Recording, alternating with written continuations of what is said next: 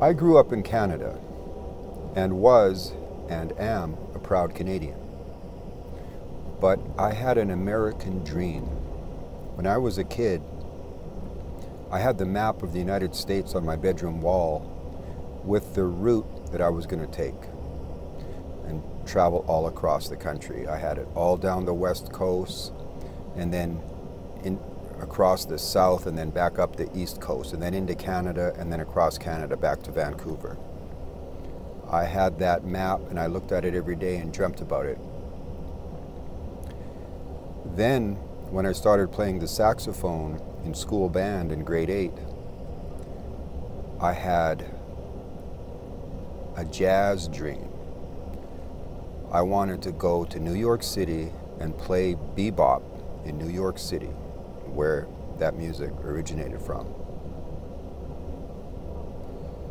Then, as I started becoming interested in other kinds of music, I had a dream to go all over America and play American music with Americans. But, to be honest, I was afraid of the United States. I used to go to New York and visit my family and was just terrified. I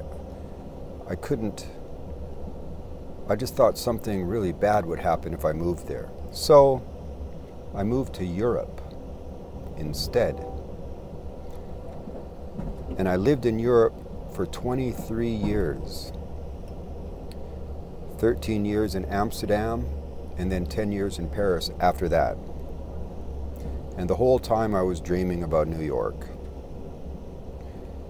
to the point where it was really starting to bother me. And I knew that I wasn't getting any younger, and I better do it soon or it's not going to happen. So in 2014, I up and moved to New York City. I didn't have any money. I didn't really know anybody or have any connections except my Aunt Arlene, and a couple cousins, Seth. I was terrified. I thought, oh, this could be a disaster. So I went busking, and I busked in the subway for up to 5 hours a day, raised enough money doing that to pay my rent, high rent, to prove to myself that I could do it. And I did do it. And something resolved in my life at that point. Now, I had to leave the country because I was not an American citizen. I was there on a tourist visa. I had 3 months and then I had to leave. But by some kind of miraculous situation, as it turns out, because my father was an American citizen, I was born an American citizen and didn't even realize that. So I went to the passport office in downtown New York and applied for my passport. And I told them, I says, my father was an American citizen. I believe that I can have a passport, that I'm an American citizen. Well, yes, but I had to prove a lot about my father. And it seemed far-fetched because I didn't know my father growing up. I met him at the end. My mother and my father weren't married. I was born in England and my father's deceased. Not only that, but he was missing for 30 years. I was actively looking for him with my Aunt Arlene, and we couldn't find him, but I have an uncle that was a taxi driver, and he had spotted him a couple times, so we knew that he was on the street.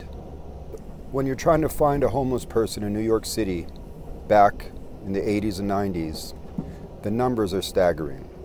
If you go to the official offices and tell them what you're trying to do, they literally just shake their head in sympathy and give you numbers, big numbers, how many homeless people there are in New York City, and just say, good luck.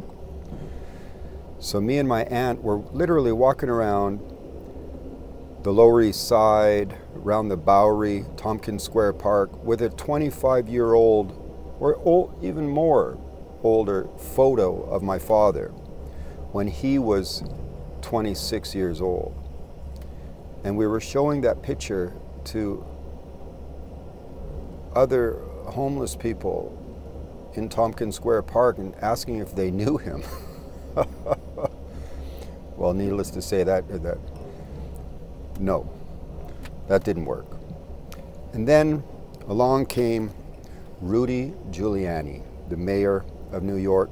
Love him or loathe him, he had a policy, if you remember, the broken window policy, they called it, where he wanted to clean up New York City. And part of that policy was to round up all of the homeless people and to process them. My father was one of them. And he was taken to a shelter, and the people that were managing that shelter in Rockwell County insisted that he contact a family member. They had a card, and they made a card out for him, and they said, just say the name of a family member, we'll even find the address. So Aunt Arlene, my father's sister, got a card, and Arlene called me right away. I was living in Amsterdam, and said, we found him. So I immediately got a plane, came to New York, and met my father,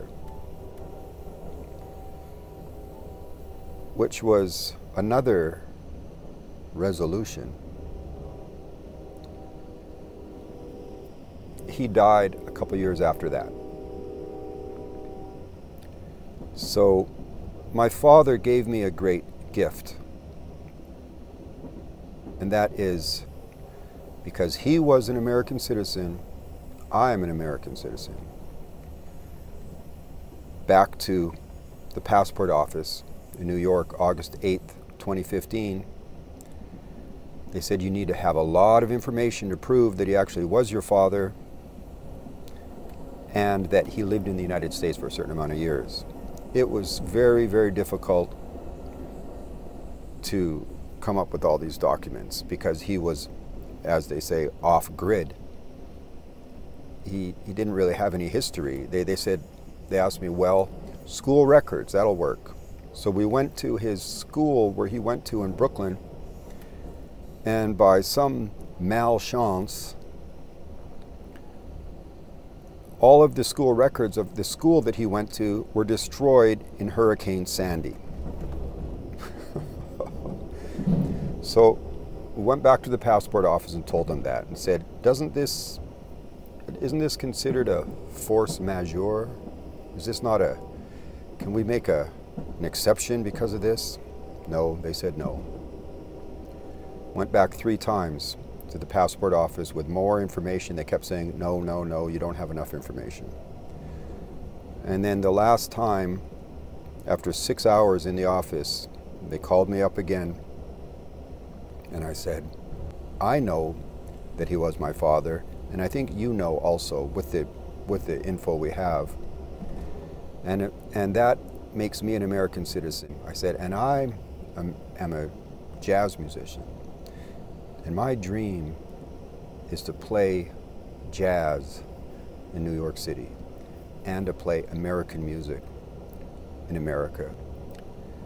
And she looked at me, poker face, and then made this beautiful sound with my form. She scanned it under, and it went bloop, bloop. And I knew that that was positive. And then she told me, go to window 32 to pick up your passport. I almost fell over. And I did go to window 32. They had all my pictures, and I'd already handed in everything for the passport, and they gave me my American passport. And that was the beginning of the manifestation of my American dream. Fast forward from 2015 to March 2018, and here I am sitting on the Crescent Line Amtrak train out of Penn Station in New York City, heading to New Orleans to play music. I'm gonna ride this train to the end of the line and take my time down to New Orleans.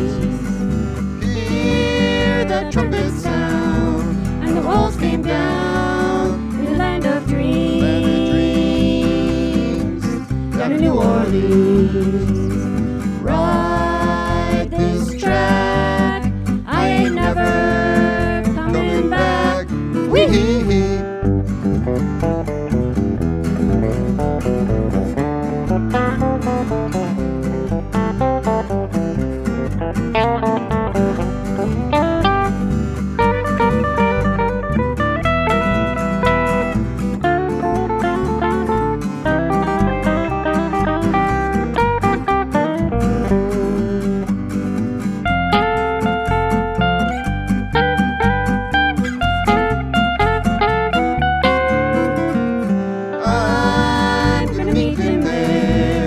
Over yonder, Elysian fields,